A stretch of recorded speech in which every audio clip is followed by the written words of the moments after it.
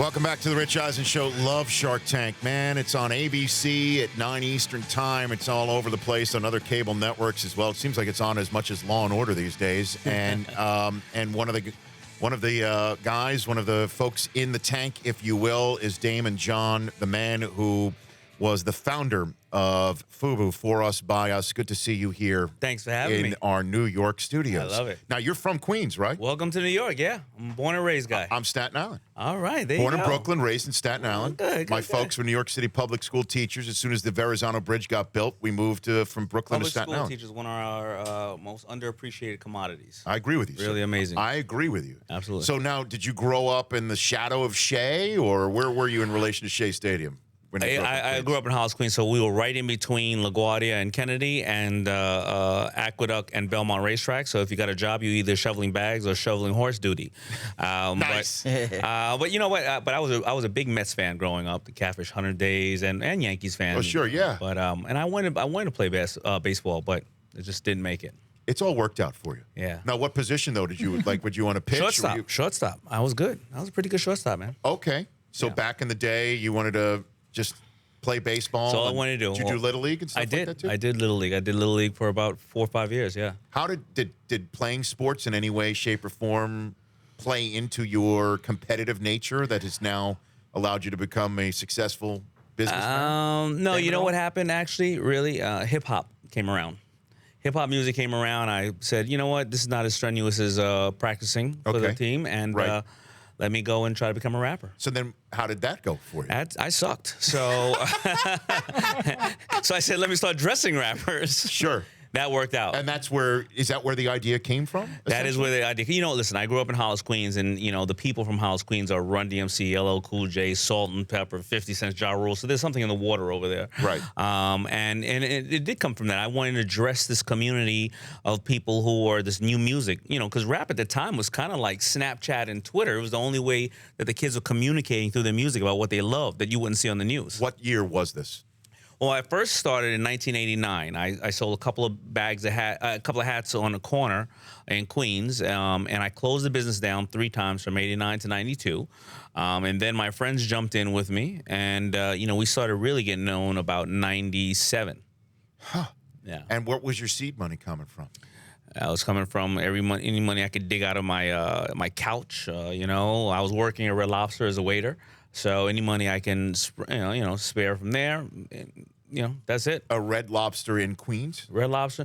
I was actually in 3 Red Lobsters. One in Green Acres, and then one in Baldwin, Long Island, and then another one on Queens Boulevard. So did your mom mortgage your house? Is that essentially? Later on, during like around 96, 97, you know, we had to mortgage the house because I had $300,000 in orders. Now, trust me, Mom wouldn't have mortgaged the house if I didn't have any orders, but I actually had real orders to be able to provide, but I couldn't get any loans, so that's how we did it. So that's how you self-funded in that respect. Self-funded at that point. I've got Daymond John here on the Rich Eisen Show. So when people come in to you and pitch you, yeah, I mean, are you putting yourself or them in your shoes back when you were trying to get started? Absolutely. I mean, you want to see how hard people want to work, you know, and, you know, the people that come in there and, you know, they have this great idea, but they haven't taken action, and, you know, they're not going to use my money for tuition, right? I want to see that they went through this thing, you know, just as much as I did and all other sharks. And so how have you, which ones, if you will, that you have funded? I know that there's some sort of emergency service technology that's going on. Yeah, they're looking for Kevin O'Leary. Well, they got to go to Canada for that, right? Isn't he running for office? He's running all the time. They're looking for him. So the IRS probably. But okay, I'm sorry. So which one is the best success story that you particularly are The best success story is what you open up with. Al Bubba Baker's Boneless Rib. I mean, this amazing guy who was, I think, Rookie of the Year, Defensive Rookie of the Year in 1978 for the NFL. Yeah. Right? You know, he goes out and he gets married, and his wife says to him, don't ever bring ribs home because she doesn't want it in her teeth and in her nails. Yes. The man goes out and finds a patent and develops a rib that he can pull the bone out of. And now he goes on a Shark Tank. We go and do this deal. 3-4 years of doing this deal, it almost falls apart because I don't know anything about ribs and creating ribs. And he, you know, he's limited as an entrepreneur. And then he finds a way to get us some great co-packers. And now a deal with Carl's and Hardee's. And this thing is on burgers all over the country. And it looks really good. It is really good. Trust me. Yeah. It is. Now, but someone from New York, like it's as good as something that you could have anywhere here in New York City, Daymond? I mean, like yeah, you of said. course. Listen, I wouldn't say it if, listen, it's the most ignorant amount of meat that you've ever had on a burger. All right? It's some ignorant meat. So, yeah. It is good. Ignorant meat. Ignorant meat. I like that. That's right. I like that. And so what was the big sale for you to start your business? Was it which celebrity or which rapper that jumped on board that really helped? That's a good question. It was LL Cool J. He lived in my neighborhood, and I kept going by and asking him, and he said, you know what, I'll just give you a shot. I'll take a picture for you, put it out there, and if it works, I'll just keep helping you, and I'll keep helping you. And LL took us to the moon. I mean, he would do so many good things. He was, what people call an influencer, but somebody who really believed in the product and the company. And you did this without social media or anything like that? Yeah. Twitter? I mean, Yeah. how much would that have helped you if you had that ability to start doing that back in the day? I don't know, because then you would also have the same amount of competition. Like my friend Dom always says that his mother his mother and her girlfriends created Kickstarter and Twitter and GPS, because they used to just, from Staten Island, a bunch of Italians, they used to yell out of the window, hey, Tanya, did you see Sal? Where's Sal at? Hey, give me $5. Go to the store and give me some bread. Come back. Did you see Tommy? That was all done. That's all created back then. That was my childhood, by the way. That's it. So you're not going to create anything new in this world again. So I think that our social media was the clubs and the music videos, and it's just a new form of delivery today. The founder, president, and CEO of FUBU, and again, we'll talk when we come back in 60 seconds of the clock. Blueprint, and also DaymondOnDemand.com if you want to bounce anything off of this man right here. We're back in 60 seconds with Daymond John from New York City on The Rich Eisen Show.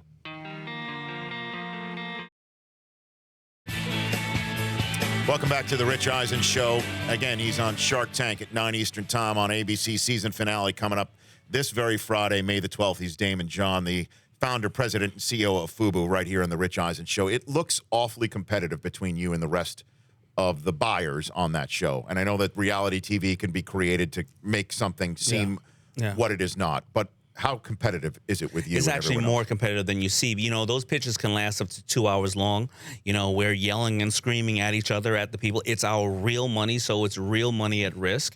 And, we're competitive, especially Mark Cuban. All right. And the last thing you want to do is get smoked on national television. And, we don't take it home with us, but it's just like me playing football with my brother. I'm going to crack his head to the white meat, and then we'll discuss it at the end of the game. So how long is a day of shooting Shark Tank for you guys? We shoot, we're basically in the chairs at about 9 in the morning, and we finish about 7 o'clock at night. And we have 1 hour break in between that time to eat, go to the bathroom, and maybe answer a couple of emails. And we shoot the whole show in approximately 18 days. So walk me through when you lose out something that well, obviously you can't know, but you feel in your bones that is a money-making venture and you've lost out to somebody else. What, I'm torn. I think that the entrepreneur that didn't take my deal is not smart, because it's my deal, of course, right? But in all reality, the successful things are when the right entrepreneur meets the right shark with the right product. I've seen deals that I wish I would have had, and I wouldn't have done really well with them because I maybe didn't understand the vision. And another shark, they saw the vision in it. So you know what? I don't. As long as those people do get deals and it's good for them and they can feed their families, I'm happy for them at the end of the day. But I'm competitive. So walk me through just how competitive Cuban really is. How competitive is Mark Cuban? Oh, I mean, all right. He invites me sometimes to his games, with the Mavs. Sure. And I don't understand why somebody will pay so much to have a team just to be miserable. The entire game. And I'm talking about when they're winning. He's miserable. I mean, his stomach's in knots. He's cursing. He's drooling all over himself. It's just none of his staff. I don't want to sit anywhere near him. I mean, he's one of my good friends. Sure. But he's nasty at that time. He's really, because he's so competitive. And I'm talking about when he's winning. I don't even want to talk about when he's losing. I got to be honest with you, Daymond, with what I do at the NFL Network and having done ESPN for years before that, I've been fortunate to have been invited into see a big game with an owner of the team that's playing. Yeah. I won't do it anymore. Yeah. It's really difficult to be there when things turn sour, and you can't blame the owner. I mean, this is it. Not at all. Listen. Once or twice I threw a team into Rutgers Park, uptown Manhattan. Sure. I was upset. So, listen, you go to a game and you see your kid playing, you're going to be upset if your kid doesn't do well. Imagine if you have 12 kids, all 6'19", and they're not doing well, and you're paying them millions of dollars. I'm getting upset thinking about poor Mark. So you've seen him go after the refs as well? No, I haven't seen him go after the refs, but I've seen him. I mean, because I'm sitting right next to him. I mean, he gets upset. But you know what? When he's happy, I was there, and I don't go to many games, but I was there when he won the championship in Miami, and he was really, really. I'm very proud of getting to know him and what he does, because he's just a great guy at the core. Well, who's the most underrated Shark? If you could call somebody who's been a billionaire and made a ton of money underrated on your panel, I would have to say Mark. And the reason why is that Mark was bigger than the show before he joined the show, and all these so-called billionaires and people who wanted to be, want to help people. They said, "I'm not getting on the show with 4 people that nobody knows." And Mark said, "If it's helping entrepreneurship, I'm on the show. I don't care." And I think that people don't realize that he answers email every 2 seconds. He is fully vested in this thing. And when he realized that parents and kids were watching this show together, he said, I'll do it as many years as you need me to, because I want to change the face of entrepreneurship, and I want to give everyday families the American dream. You're right, Daymond. Parents and kids do watch it together. Yeah. Absolutely. Because there's never really a moment that could veer off into the profane or the inappropriate. It really is. But it's really intense. It's very entertaining. Yeah. It's very intense. That's a Mark Burnett thing, right? He knows how to cut these things and make it business theater. And another underrated Shark is Barbara. She's like the Mr. Magoo of Shark Tank. Barbara Corcoran, who everybody's bought something from in this town. Barbara Corcoran, absolutely. But she's a marketing genius. She makes me look like a second grader when it comes to it, because she will just take anything out of nowhere, thin air, and she knows how to market it. Daymond John here on the Rich Eisen Show. Tell me about DaymondOnDemand.com. So DaymondOnDemand.com is my new interactive digital platform where people can learn about entrepreneurship, those who are starting companies. I put on there, basically, I put in there $20 million worth of my mistakes. I can't travel the world all the time and talk to everybody, but this is a digital platform. It's an educational platform where people can go on and they can understand the difference between a trademark, a patent, what's distribution, how to create a pitch, what type of loans you should get, then how to open a company and legal and everything else they need right there. And we keep uploading it like apps. Sure, because that has to be part of the roadblock for a lot of people, Daymond, to start, is that they just don't know how, and that blocks them from even attempting it because they don't know that. And that's the biggest problem, because a lot of people don't realize the number one reason why small businesses and startups fail is overfunding. They think they need $100,000 to start a business, and then they get the $100,000 and they spend $20,000 on a website when it should have been $1,000 on a Facebook page, and they buy 6 patents when you can get around those patents, and you should have just had 1 trademark. A trademark is more valuable than a patent. So a lot of this stuff is in there for people to hopefully go ahead and help start business, or even people in business. So they need to understand these things. And then there's the case of LeVar Ball that everybody in the sports world is talking about right now with Lonzo.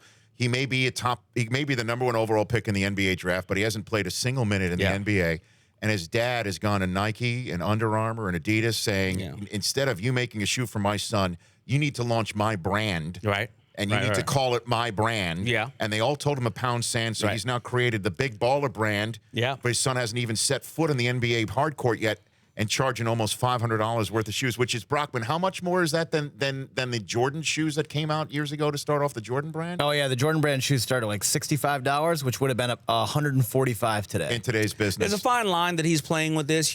First of all, I get it. He's going to go and, launch his kid's brand before everybody. But, shoes are challenging, right? First of all, there's a bunch of different sizes, and they are built like cars. So if you're buying a shoe for $500 and you're having a minimum of whatever, 1,000 pair come over from overseas. Yes. These things better be well made at $500. Now, he has 2 things. If he doesn't sell many of them, he doesn't have to tell anybody. If he sells out of all of them, that's a proof of concept to Nike and Adidas and all those people. But it's just a big gamble in making a shoe from scratch. And if you just go buy a shoe that's already out there in China and you stamp it, people are going to know. So, it can go either way, but I'm not mad at the initiative he's taking. Maybe that's why he's charging $500 a piece, because maybe they're some kind of custom-made shoe that he's getting. Well, we're all talking about it. So you think you would suggest that would be his long-term play, is to prove success and still go to the shoe companies that told him Absolutely. to pound sand?